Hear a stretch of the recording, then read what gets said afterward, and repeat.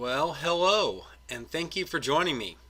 My name is Brandon Cumby, and I'm a CPA and an ERP application consultant here at CS3 Technology. Today I'll be presenting a demonstration of features and tools inside Sage100 ERP designed to help you maximize the value of your distribution operation and inventory management processes.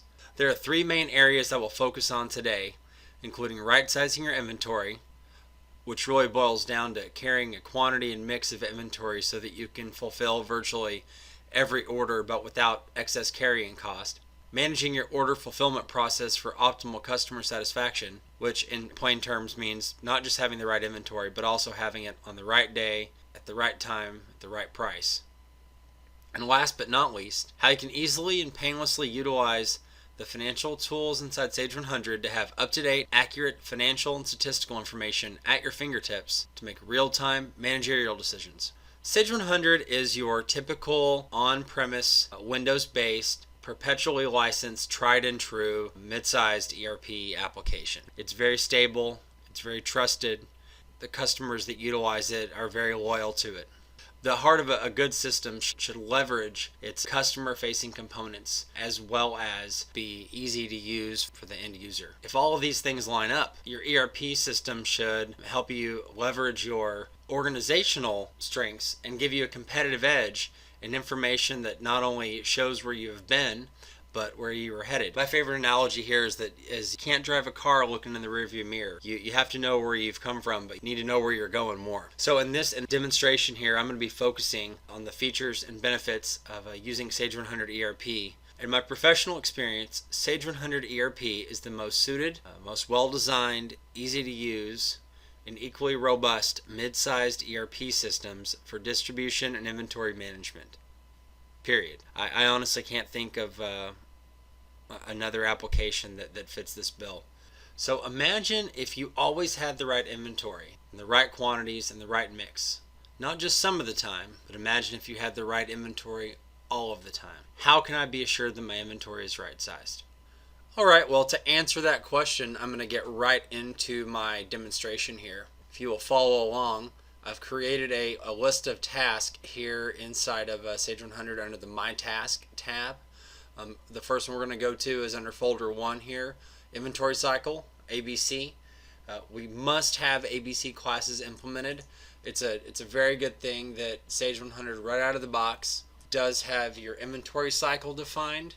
The whole premise behind the inventory cycle and ABC inventory control is that inventory items are divided into 3 categories according to a number of criteria such as revenue generation, turnover, or value. Typically, A items will represent 20% in terms of quantity and 75 to 80% in terms of the value or the revenue generation. This is also called a usage value analysis or an ABC analysis.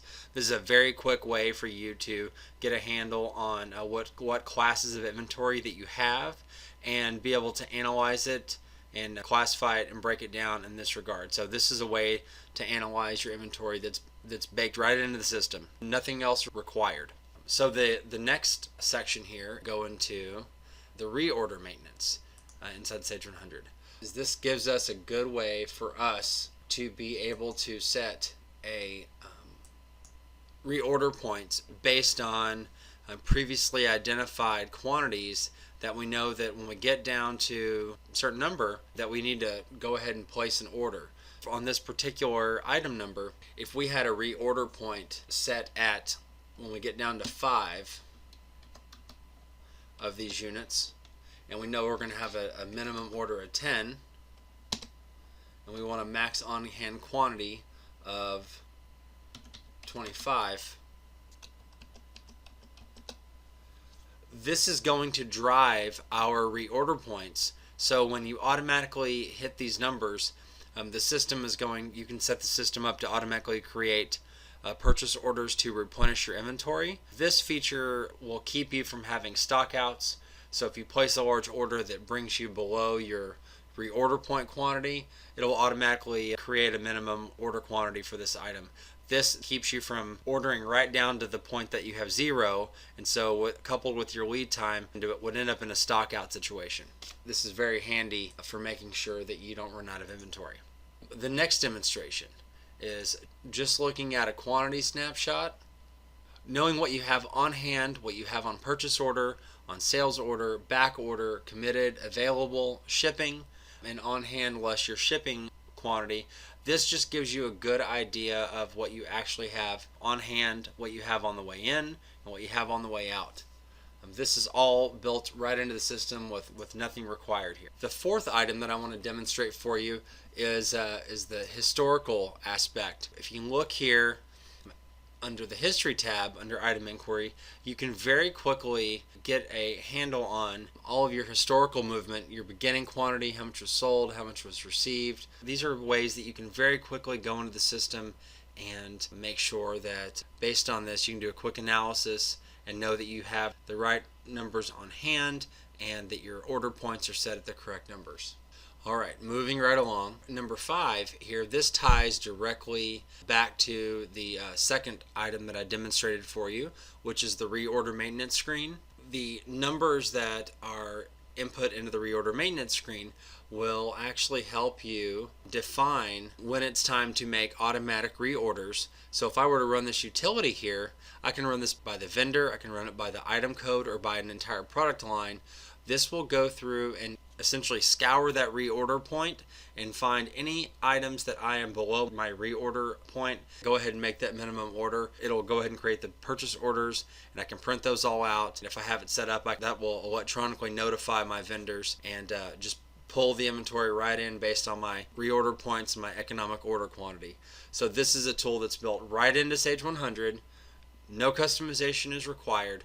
It will help you constantly keep your inventory replenished based on min-max levels that you have defined based on the analysis of your inventory, your customers, and knowing the historical movement, which I've all demonstrated here in this demonstration.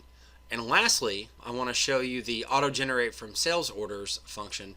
There's a lot of information on this page here, and I'm not going to dive into all of it, but I wanted to highlight that this tool exists because this is for a mid-sized ERP system, inventory management and distribution system. This is a really complex feature. You can actually create purchase orders and generate procurement activity based off of sales orders.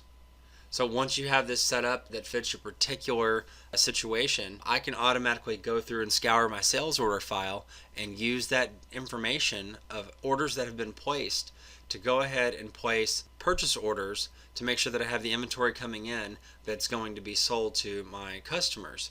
So this is a really, really handy tool to make sure that I have the right inventory at the right time, all the time. The next major topic that I want to cover is I want to look at customer satisfaction information and what is available at our fingertips right inside the application, so we can quickly respond to customer inquiries, ensure that each sales order is processed and filled correctly, shipped on the right day with the right product, shipped in full. Again, as I said in the intro, right day, right time, and right price. So imagine if every sales order that you process clearly delighted your customer.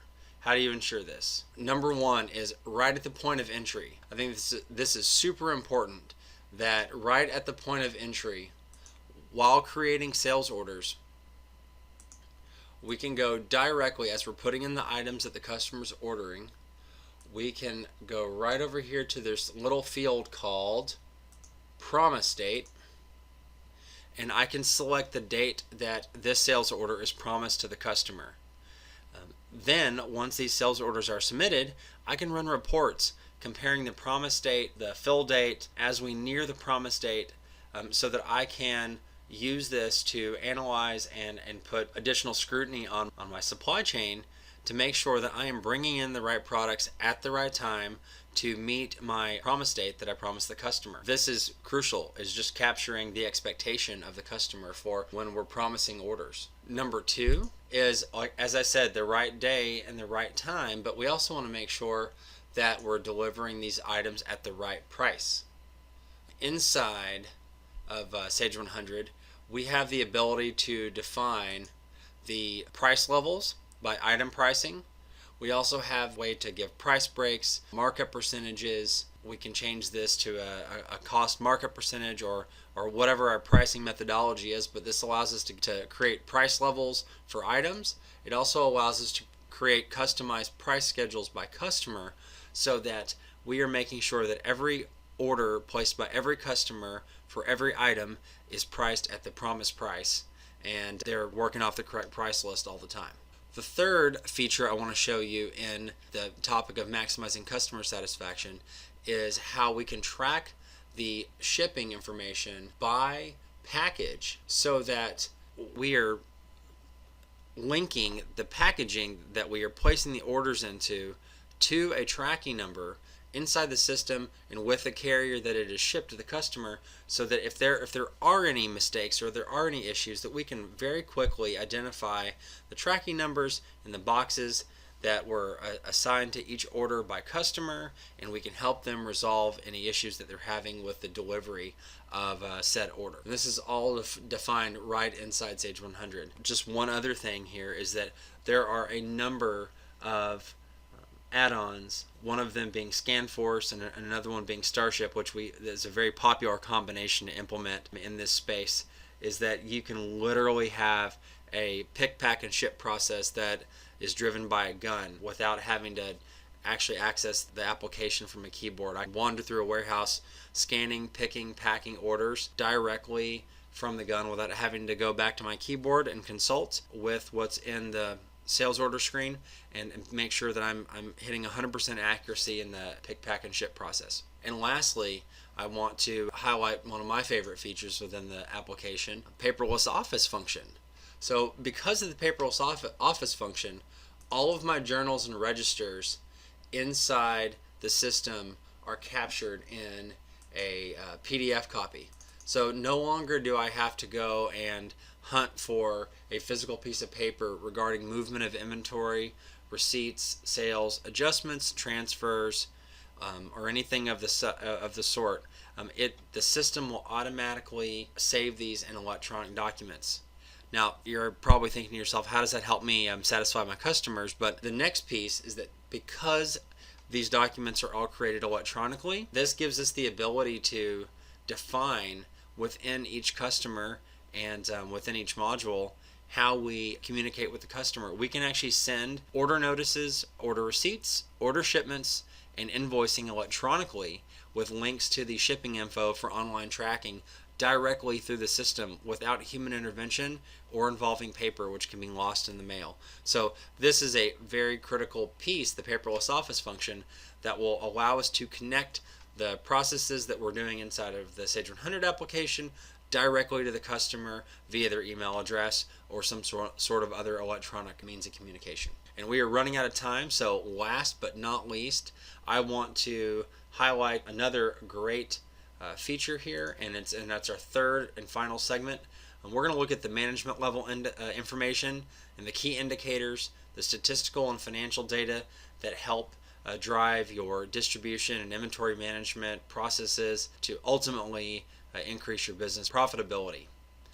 And this is accomplished through inside Sage100, it's called the Business Insights Dashboard, and this is a customizable and configurable dashboard that will allow me to very quickly highlight all the features and functions of my distribution and inventory management processes. Accounts payable is your module by which you interface with all of your vendors. So this information at your fingertips is very handy to have. This gives you a cash requirements snapshot. It shows you exactly what you're going to need by receipt date. This is a very, very handy tool. I can then dive into this report and generate a much more detailed analysis, but this gives me a very quick highlight. This also gives me a snapshot about my purchases, payments, period to date, year to date, and my top vendors. This also lets me very quickly dive into my financial ratios so I can quickly make sure I'm meeting my debt covenants, talking to my bankers, talking to my financiers, and making sure that I'm meeting my obligations. It gives me a very quick snapshot into my accounts receivable, which just shows me how I'm doing in the revenue generation and collection business, and then moving right along into my cash flow expectations and cash flow predictions in general. So this is a very, very quick overview of this dashboard, but it should not be overlooked because it is one of the most important pieces here. This graphical dashboard and scorecard allows you to have that insight into your financial and statistical data to make managerial decisions to drive your business to increased profitability and viability. This concludes my presentation today. I really do appreciate your attention, and I look forward to answering any questions as we move forward.